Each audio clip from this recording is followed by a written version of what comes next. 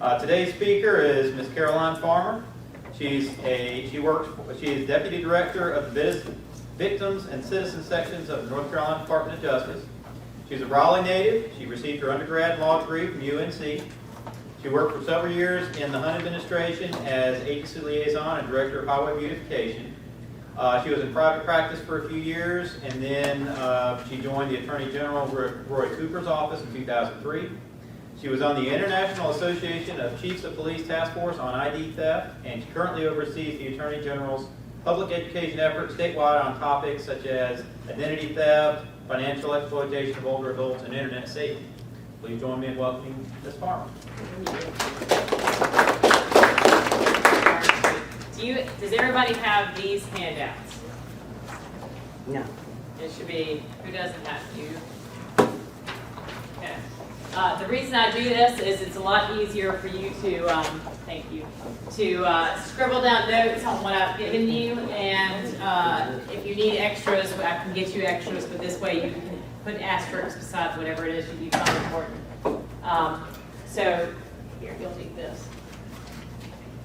There you go. All right, so what are these people after? Money. So let's talk about it for a second. What access to money do you have on you right now? None. All right. We are not getting the snacks together later. But think about it. What access to money do you have? Do you have credit card on you? Yes. Debit card? Yes. Checks? Some of you may, some of you might not. Cell phone? Okay. You can charge things to a cell phone. That's a line of credit. So, you may not, but a thief would. The point is that you have access to money on you right now. You are probably monitoring those existing lines of credit because you get monthly statements or you're monitoring online. So, I want you to watch over that. That's half the game. The other half is when they open up new credit in your name. They need your social security number. That's the key. And then they open up new credit in your name. How do you find out if somebody has opened up new credit in your name? Credit report? Credit reports, exactly. I was like, I know it's post-lunch, but I know you can answer. If you'll take this white sheet with the red stop sign, identify yourself. The first paragraph talks about credit reports. If you notice the underline, it says annual credit report. It does not say free credit report. Now, there's a great commercial with curly-headed guy who plays guitar singing about freecreditreport.com. Free ain't free. This one is the free one. Annual credit report is the free one. So everywhere I go, there's still confusion about that. I also, how many of you have gone there and checked your credit report? Okay. How many of you have gone the last 12 months? One. Okay. So my point is, I want you to put it on your calendar to go to the annual credit report and check your credit report, because you won't do it unless it's part of your schedule. I spread it out through the year. So in January, I go and I request the one from Equifax. I go back 4 months later to the annual credit report, request the one from Experian. Same thing, 4 months later for TransUnion. Because that way, I'm monitoring this portion of ID theft and scams, the new credit side, as I'm going through the year. I'm still watching those monthly statements for the existing. Make sense? Okay. Now, real quickly, credit reports. Children are entitled to credit reports. So if you know anybody who has a child, and as you're listening to me talk, I want you to think about the people who are not here, family members, neighbors, people in your civic groups, your religious groups. I want to make sure they take the steps that you may have already taken, or that they know of the scams that you're hearing about, because I don't want them to fall victim. So people you know with children, under the frequently asked questions section of that annual credit report, it gives instructions for checking a child's. And you want to check it before they turn 18, before they need new credit, because it's going to take a while if somebody's been using it for 18 years to clean it up. So you want to check that. The security freeze is the next paragraph down, and that also works for children if they have a credit report. And let me explain. Does anybody here have a security freeze other than me? No. One? Okay. A security freeze is a North Carolina law that lets you put a lock down on this side, the new credit side. It has no effect on your existing, just stops the new credit. So how does it work? Basically, let's say I steal your file from your alma mater. I go use that information, all your private information, and I go to Visa and apply for a new credit card. Visa's not just going to give me a credit card, they're going to want to check your credit report. Make sure you're not having problems. So when Visa goes to check your credit report, if you have a security freeze, that door is locked. They cannot see your credit report. Is Visa going to issue me a credit card in your name if they cannot see your credit report? Hope not. No. Yeah, I hope not, exactly. Smart ones don't. The smart credit card companies don't do it. So you have just prevented me from being able to take out new credit in your name. See how that works? It is free in North Carolina. It exists in every state, but it's not free in every state. So, but it's free in North Carolina. And so what I want you to think about is people you know who don't get credit often, new credit. People that have their Social Security number is vulnerable. You know, Medicare number is often the Social Security number. People in the military, their military ID numbers are often their Social Security number. People who, just like myself, I have given out my social to everyone for years. You know, every school, every job, every utility company, even the grocery store has got my Social Security number when I signed up for the discount cards way back. So they all have my Social Security number. I'm not going to get it back. It's out there. But this is something I can do in advance to prevent becoming a victim. Does every credit bureau offer the same security freeze? Yes. Yes. You can. We dictated that they give you the security freeze. It is free for everyone online. It is free for those people over 62, I think, for by mail and by phone. And in general, if you want to do mail or phone, it's $3, I think. But everybody can do it for free online. So that's partly why we push everybody online. And they change their scenarios, how they do it. We just dictated that they do it. Yes, sir. How easy is it to unlock it? Say like you want to get a car loan or something? You might someday want a car loan. Yeah, I understand. Yes, great question, and actually, thank you for asking. If you need new credit, that door is locked for you. You know, you've locked the new credit side. So what you're going to have to do is unlock it so that somebody has access.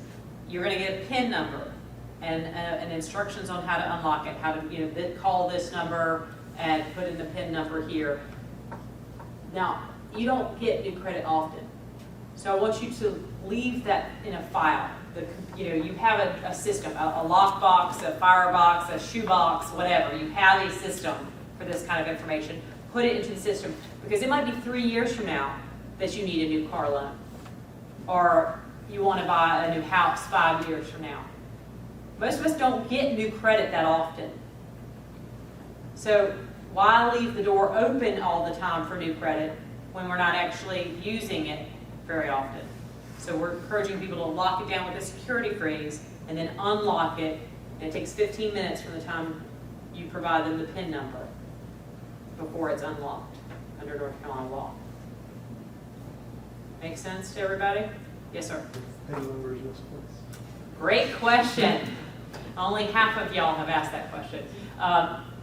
If the PIN number is misplaced, we have instructions on our website for what you need to do. But basically, you're going to have to mail to them a copy of your driver's license and a copy of a utility bill, the front page of a utility bill, things to prove that you are you, and have them resend the PIN to the last known address. Is how they do it. Yes. Just curious, they send you the PIN and you don't select it yourself? Yes, they send you the PIN. Somebody asked about that as well, and I will tell you that we would love for them to offer you the option of selecting your PIN. We did not dictate that they do that in the statute, so they may decide to do that, but they have, as far as I know right now, they have not selected to do that. You get assigned a random number that you have to punch in. And when you call in to unlock that door for yourself, it's going to, what we found is that they automatically prompt you. Do you want it unlocked for 1 week, 2 weeks, 3 weeks? They give you sort of these set, 5 days, 10 days, 15 days. They give you these set time frames for you to select for how long you want that window open. So it's kind of like this. You know how, I don't know about y'all, but I grew up in Raleigh. We did not lock our house. We didn't lock our car. Which is the way we grew up. Well, I locked my house when I left to come here this morning. My car is right out there and it's locked. You know, my phone is locked. I mean, I have everything locked. Because we changed our behavior, we learned it wasn't safe to leave it open all the time. This is kind of that next thing. Why leave it open all the time unless you're getting new credit all the time? Especially given the fact that a lot of us have given out our Social Security numbers for years. So people, who else is this good for? My parents. My parents have been with the same credit union forever. They've had the same cars. I mean, my mother's car is 8 years old and it has 20,000 miles on it. You want to buy her car, okay? It is so clean. So she's ideal for this. She's not getting new credit anytime soon. And what is the downside by getting a security freeze? The downside is you go shopping. That nice little cashier offers you that 15% discount if you sign up for a charge card right then and there. You're going to be denied because you have it locked down with a security freeze. For most of us, that's fine. If it's a high-ticket item, let's say you really do want to get that 15, 20% discount, whatever it is they're offering. Well, it's not that you can't deny. You say, okay, I've got a security freeze. Let me go home and unlock it, and I'll be right back. If it's worthwhile, you'll be able to do that. And ask them which credit reporting agency they use. Because you only need to unlock the one that they're checking, not all three, unless they're checking all three. Any other questions about the security freeze? That's the hardest thing I talk about.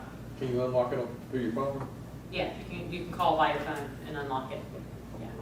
But I would encourage you to walk around with the PIN number still. You know. Yes. Is the website that we'll go to the one listed right below the security freeze here? What we basically do is we send everybody to our website because they keep changing the location of the information on their website, and we have links that say free security freeze. So just go to our search engine and type in free security freeze, and it'll pop as one of the first couple options. Or you go under ID theft, and then you'll find the free security freeze. Okay. All right, and we'll move on from there. Social Security number. A lot of us know people who are applying for jobs. So I want you to think about people you know who are out there looking for jobs and they're getting desperate and they are asked to provide the Social Security number when they apply. That is very concerning for me. I've encouraged, it's taken us years for me to get government to change it so that we didn't ask for all of that private information, except from the person you're hiring. You need to have it for the person you're hiring. You may need to do a background check before they can officially be offered the job, but you can offer a tentative job, offer. But we've changed that behavior here. I had a job interview today, and I had to put my Social Security number Right. here. They had my stuff on file from previous years, but now I got additional paper floating around. Right. They say it's policy, do we have to do that? Is there any way around that, or is that, even though they got my stuff on file, from last week? Yes. It's not policy. You just have to have the last 4 digits. That's So they what told me I had to put everything down today. So most of us have been instructed that you just take the last 4 digits. Yeah. So anytime that happens, it's for another state job, you can just say. This was just down the hall when they told me I had to do it. I had to do it all. Well, you can tell them I'm not going to give you that. I'm going to give you the last 4 digits. Yeah. Because And that's- it's hard. That's a hard thing to do when you're applying. Right? I'm with you on this. After you get the job, you need to go back and complain, or after the scenario, because the thing is, y'all all know, if you've been working in this agency long enough, or in government, it's taken us years to get where we were, and the Social Security number was just used everywhere, on everything. It's going to take us a while to point out, hey, this isn't cool. You need to change this. Hey, I just heard the person at the North Carolina Attorney General's office came and talked, and she said y'all shouldn't be collecting it. Because why collect it on everybody except for the people that are being selected? That's you can collect it for those people, but not for everybody. And that means that they are liable if anything should happen to all those pieces of paper.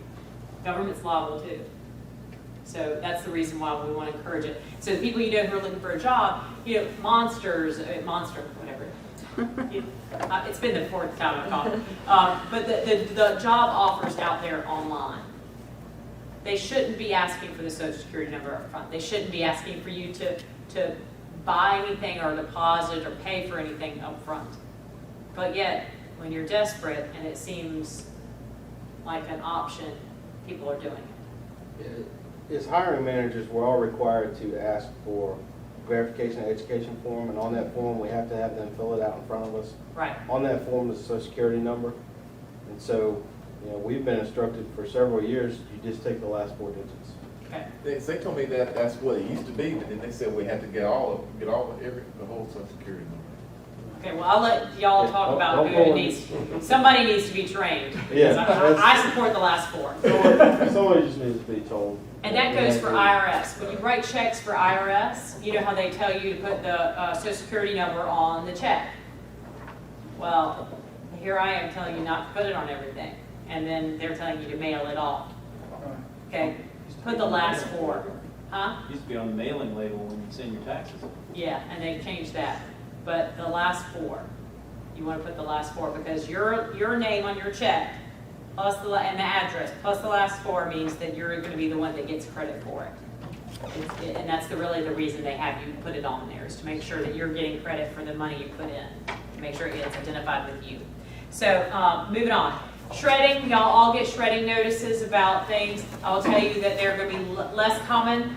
The prices have gone up and so there are less events being sponsored around the state that I've discovered.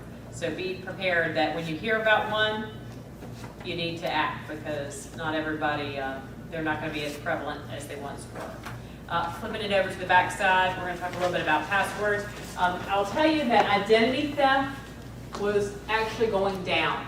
We were at a slow pace down until the last 2 years. The last 2 years, it went skyrocket. And why did it go skyrocket? Phones. How many of you got a smartphone? Most of you, I would imagine. There might be a holdout somewhere that's got the, you're the holdout. But most people have smartphones. Now, you've been trained here on your laptop or your computer, you have to have a password that's 8 letters and has numbers and alphabet, and one's capitalized and it's got to have some sort of asterisk or something. They have this criteria for you. Think about people who have not worked in corporate or government. Are they going to know that their password needs to be that difficult? And then when you get to a cell phone, which has access to a lot of private information because you surf, you do social media, you do email, you do all sorts of things on that phone. People are not password protecting it. They don't think about it like it's a computer. So I want people to, around your world, like my father, he worked in government, but he never had to operate a computer, and that was becoming in vogue about the time he retired. He's got an iPad, he's got a laptop, he's got an iPhone. Password. That wasn't even on his radar, But yet, he's incredibly vulnerable. He does banking online, he shops online, he takes care of all this business. You need to have password protection, and that's what the survey showed, is that's the reason for the jump. And people are hopping on Wi-Fi, like you're waiting for a coffee to be made or making for a sandwich to be made, and you hop on the Wi-Fi, and it's not secure. That's where we're seeing a lot of the problem. And part of that, I know people will look to you for information because of what you do and because of the nature of it. So I want you to know that I'm going to read you the top 25 passwords in the nation. If your password or your family member's password is anything on this sheet, you need to change it immediately, okay? Because if it's the top 25 in the nation, if I can find it, so can they. All right, what do you think the #1 password in the nation is? Password. Password. Close. The second one, 1, 2, 3, 4, 5, 6. Third, 1, 2, 3, 4, 5, 6, 7, 8. Then ABC 1, 2, 3. QWERTY. Monkey. Let me in. Funny, but 7. Dragon. 111 111. Baseball. I love you. Trust no one. 1, 2, 3, 4, 5, 6, 7. Sunshine, and by the way, I was given a presentation at a garden club, and a group of older ladies, and one of them went, I was like, oh, I think I know what your password is. You know, that's a telltale sign, you know? Sunshine. Master, 1, 2, 3, 1, 2, 3. Welcome, Shadow. The first name is Ashley. I don't know who Ashley is, but she's quite popular. Then we have, after I find these interesting, Ashley, then football, then Jesus. I don't know. Then Michael, then Ninja, then Mustang, then Password 1. So if yours or anybody who knows is on this radar, this list, you need to change it immediately. So along those lines, along the what's going on online, I want you to think about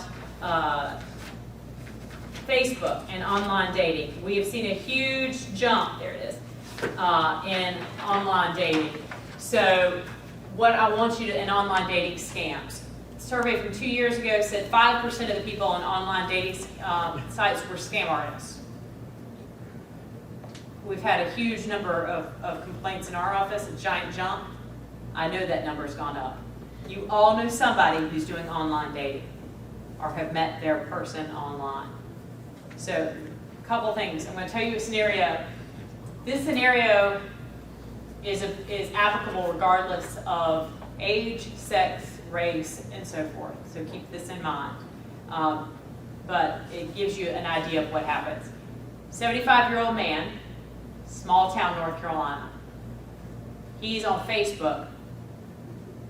He gets friended by somebody who says, you have a nice face and a nice smile. You look like somebody I'd like to get to know better. Would you be my friend?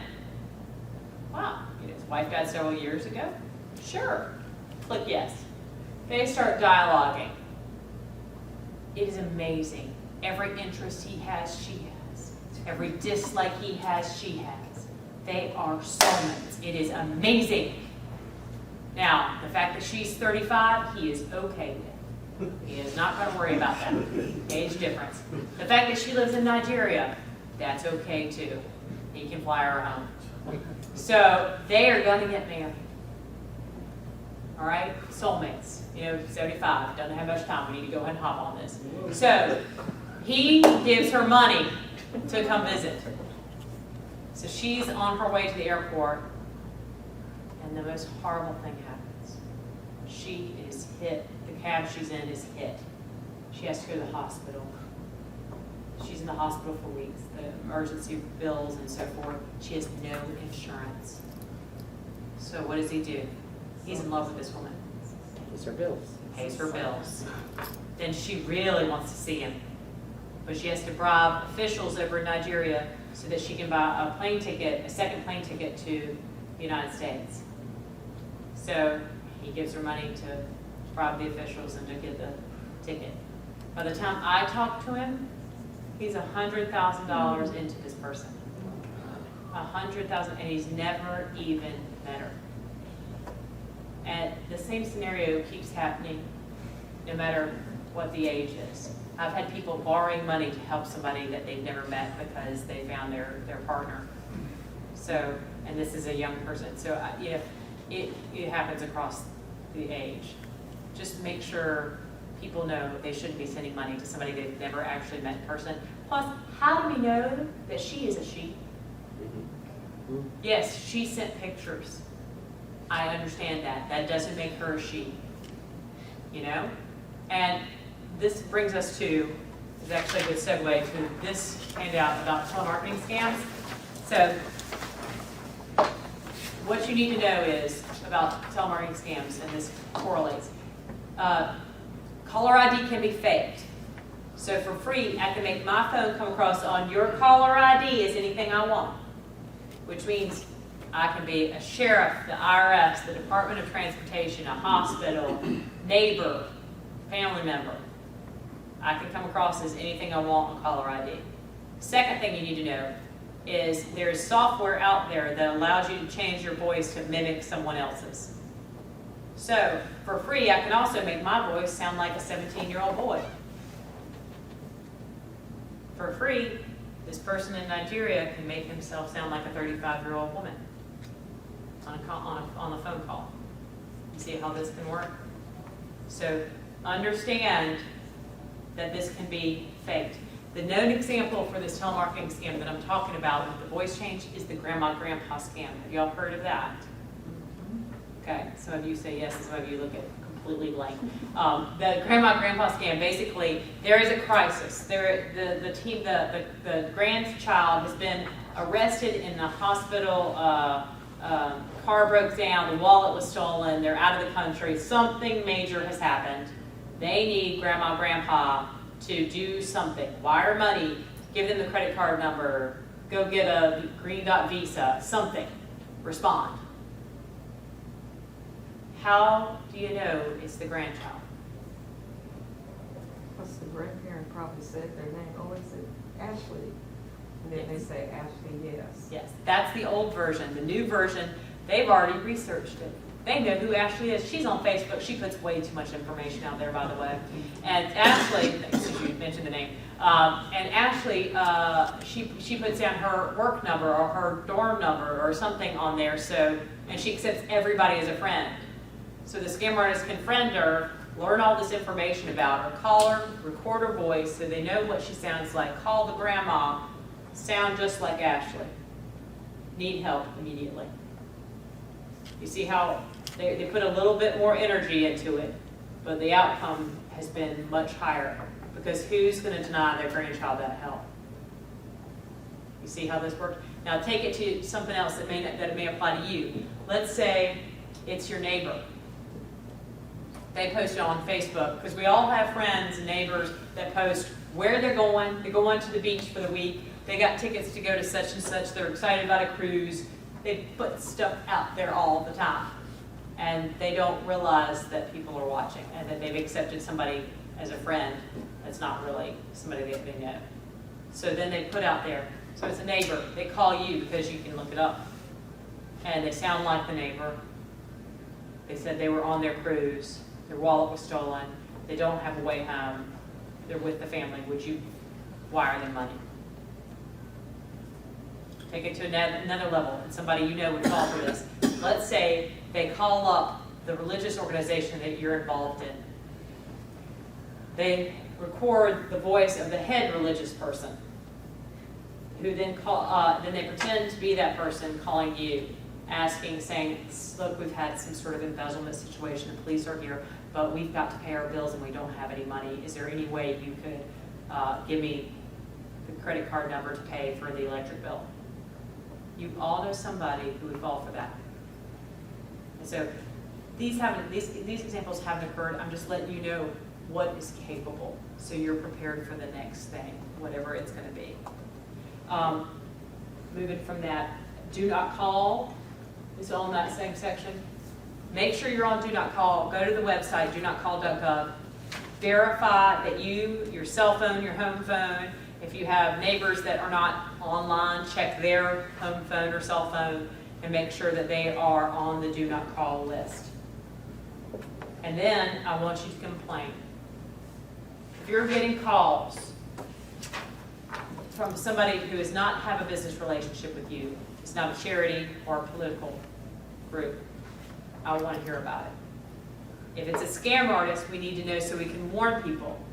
If it's a legitimate business that's defying the do not call, we need to know so we can stop them. Because if they're doing it to you, they're doing it to everybody. So we need to hear those complaints. They're very easy to fill out on our website.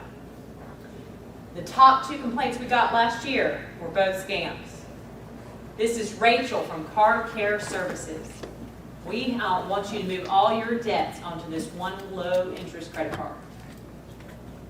Sound familiar? The second one is, this is the FBI. There's been increased crime in your neighborhood. I've got that one. In fact, I was sitting at my office, and I have one of those 1950s old state government desks, you know what I'm talking about? It's got tape holding one side of it together. I have the old phone sitting over here right beside the computer, and I pick it up, have to untangle the cord, and answer the phone. Hello, this is the FBI. there's been increased crime in your neighborhood. I'm reaching back, I'm looking out my window. I look out over the Capitol, my neighborhood, increased crime. This is not targeted. Because this number has only been a state government number. It's one of those 716 numbers. You know, there's certain state government numbers, they've always been state government numbers. They're just robo-dial. It has nothing to do with where you live. They're just calling to get you to buy a security system. So, scams. But we need to hear about them so we can warn people. Yes, ma'am? I get similar calls up front almost every day. And I hang up, because usually it'll say, the display will say outside call. Right. Then there may be a number that looks totally unlike a regular number, business or otherwise. And I'll hang up because it's a recording. Then they'll call my number and my desk on the other side, the same. The same group. Yeah. They're just going through the list, robocalling. Well, sort of while we're talking about the fact that they're not doing much targeting, I'll tell you that one of my favorite, because that's kind of phishing by phone, telemarketing scams. But phishing emails, you know what I'm talking about by phishing emails, the PHISH. Okay, one of my favorite ones is 2 weeks before Christmas time. I got an email from FedEx saying there was a problem delivering my package. And I had to follow the link in order to find out what the deal was. Do you think maybe I might have had some packages coming around during that time? It's very possible. But when I stopped to look for more details, like you saw that it was the same number calling your other phone, when I looked up at the two, it had my name, other versions of my name at the NCDOJ.gov, and then it also had Roy Cooper at NCDOJ.gov. I mean, it had every version of every name I could possibly think of. You think we all had problems with our packages being delivered by FedEx? You see the point? You have to do more due diligence. People are clicking on those links and they download spyware. And especially phones. The ones I love are the ones where they say that there's your flight reservation, information about your flight reservation. What flight reservation? Somebody, because that makes you think somebody's stolen your identity, right? And what they're trying to do is get you to click on the link. Since most people have smartphones, they're starting to design these bugs for the smartphone. So be prepared. All right, skipping, let's go to the next thing down, sweepstakes scams. Sweepstakes scams, how many of you have won a Spanish, Canadian, Australian, New Zealand, Jamaican lottery sweepstakes or prize? I have won so many times and yet I'm still a state employee. My point is, they've been around a long time and yet every day, one of your neighbors is sending money. So think about who is very trusting in your world and who needs to hear the message that those are not legitimate. And the new twist on it is really kind of sad. I don't like it, but you need to know so you can warn other people. They call up, they say, congratulations, you've won.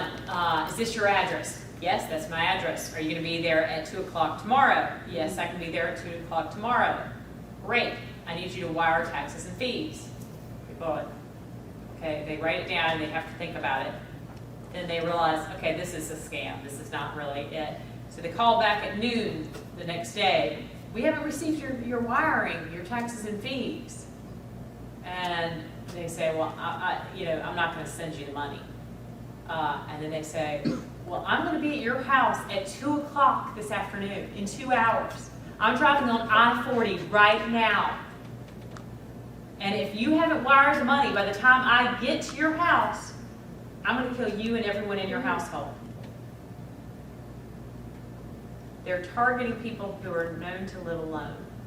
They're looking at public data to see that they live alone.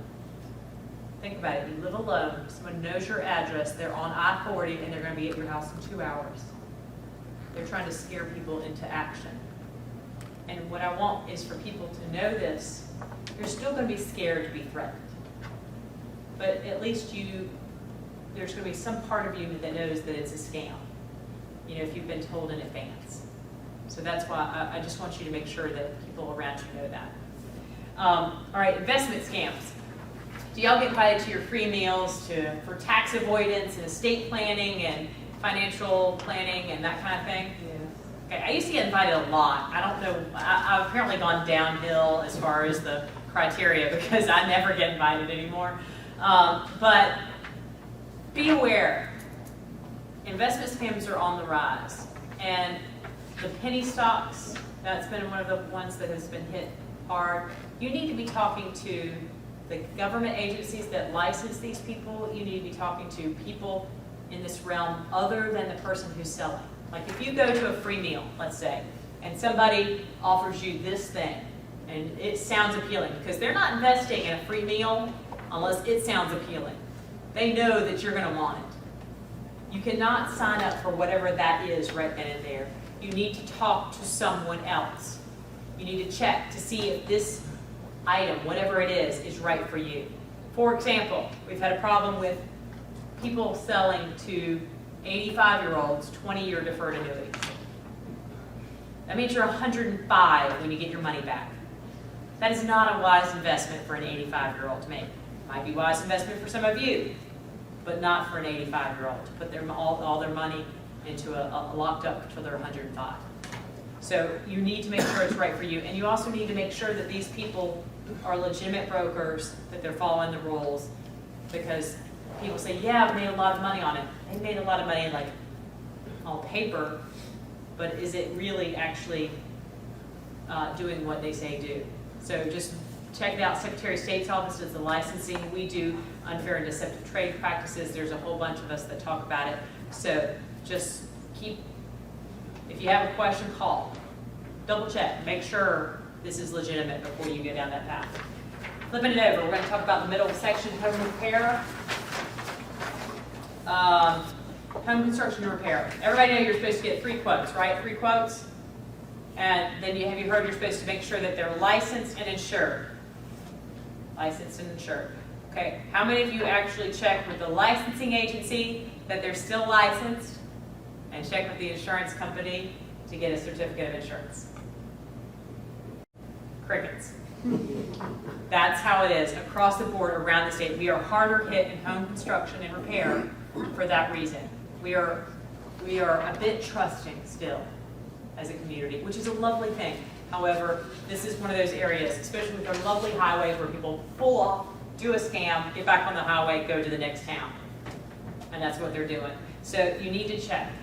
There, if you notice under the third, with the bullet points that we have down, how you can check on licensing. For the insurance, I don't care if they give you the certificate of insurance, a nice one with a seal and stuff. If they give it to you, great. You still need to call the insurance company and have them fax or mail to you a certificate of insurance. And you need to do this before they start work, because you need to know they're insured at the time that they're working at your house. You also need to know that they will not give you this information except before they start work, because they want the job.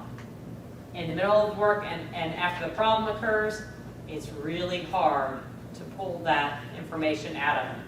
So you've got to get it up front. Just make it a policy. It's my policy that I ask for this. I don't care if you've done business with them before. It's my policy now. And all legitimate places will give it to you. So charity scams. Last one. Charity scams. We already talked about caller ID can be faked. Well, that's true.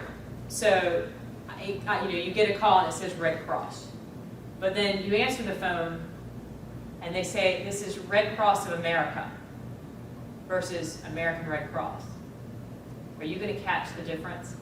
Sound-alikes. So they can fake caller ID, and they can even tell you a sound-alike name. So you need to take in the information, but you have to independently check out that charity before you send money. You cannot give money on an incoming call. And especially, they love to do this right after an emergency. A hurricane has hit, a tsunami, something bad has happened, and then they call you on the phone. Your heart goes out to these people. You want to donate. That's great. I want you to donate. Let me be clear. You should donate.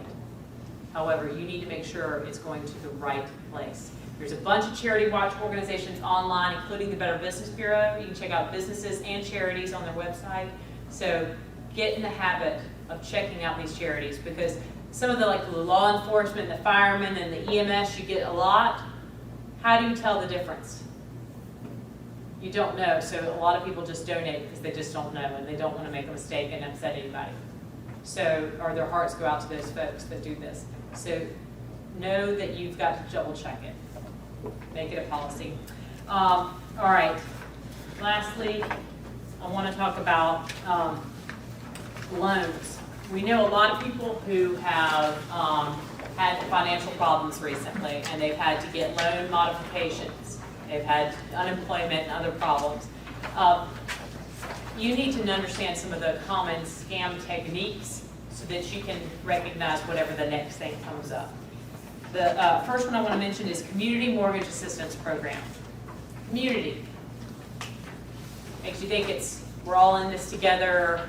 It might even be a nonprofit. It's something to help out the whole of everybody.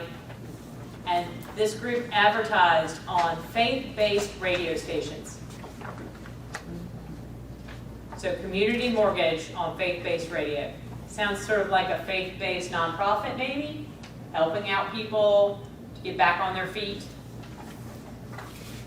They charged $1,500 in advance to help people with loan remodification. In advance, big no-no. Second thing, they promised 98% success rate. 98%? Really?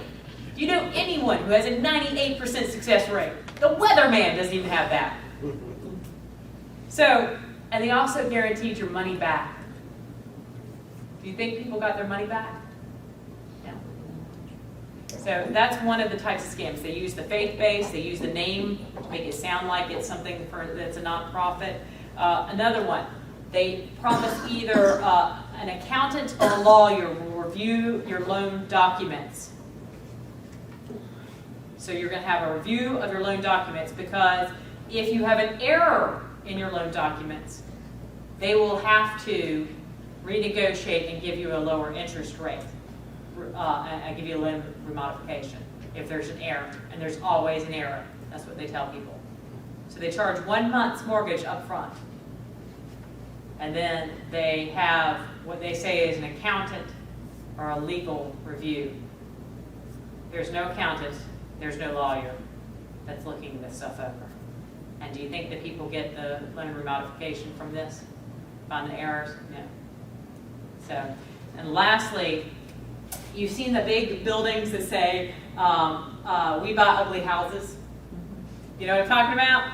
Okay, there's a whole bunch of them. You know, we buy ugly houses, there's we buy your house, we buy crappy houses, whatever it is. Okay, it's not the we buy ugly house group, it's another group. We're gonna call it we buy crappy houses, okay? So what they do is they advertise. Somebody sees them, they call the number, I wanna sell you my house. I wanna sell you my crappy house. So the crappy house people come to the house, they say, you know what, your neighborhood is not selling that well right now. So I'll tell you what I'll do. I'll make you a deal. We will rent to own your house.